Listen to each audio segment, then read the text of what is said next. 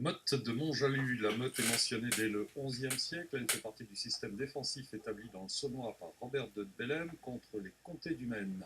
Une légende mentionne l'existence d'un trésor caché et abandonné par les Anglais pendant la guerre de Cent Ans. La motte est fouillée de fond en comble et perd sa configuration originelle. Intéressant. Pour en savoir plus, il faut aller trouver Monsieur le maire de Saint-Comban-Verret, qui est aussi professeur d'histoire et historien. Il nous explique qu'à l'époque de la guerre de Cent Ans, la motte de Montjalus avait à peu près cette allure-là.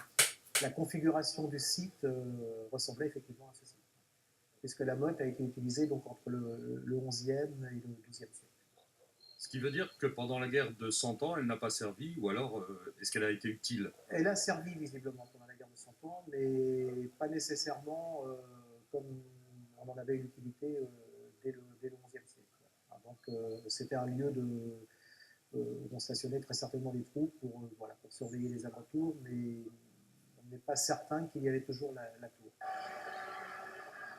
À la fin de la guerre de Cent Ans, les troupes françaises de Charles VII chassent l'ennemi du Montjalus.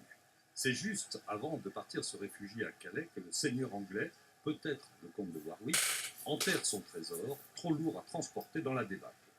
Il faudra attendre le XVIIe siècle, soit 200 ans plus tard, pour que la légende prenne corps et que les premières fouilles aient lieu.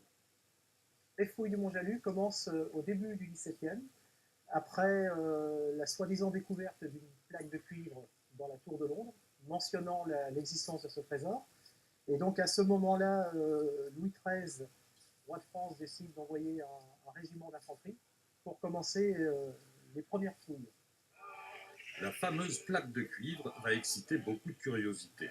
Après Louis XIII, c'est son arrière-petit-fils Louis XV qui enverra lui aussi un régiment pour fouiller. Ce sont des tonnes de terre qui sont remuées, hélas, sans succès. Mais la légende attirera encore bien des chasseurs de trésors. La description que nous avons du trésor nous le rend d'autant plus improbable. Alors, la légende explique que le trésor, c'est la statue du Christ en or en grandeur nature, les 12 apôtres en argent, des objets de culte, des tonneaux remplis de pièces. Donc en fait, c'est un trésor qui a une valeur inestimable si on le découvre. Jusqu'au XIXe siècle, les fouilles vont se succéder, mais sans résultat. Il peut y avoir trois raisons à cet échec. Soit le trésor n'existe pas, soit il a été trouvé mais personne n'en a rien su, soit les fouilles n'ont pas eu lieu au bon endroit. Peut-être que le vrai trésor du Mont-Jalus est seulement la beauté de cette légende qui fera rêver encore longtemps.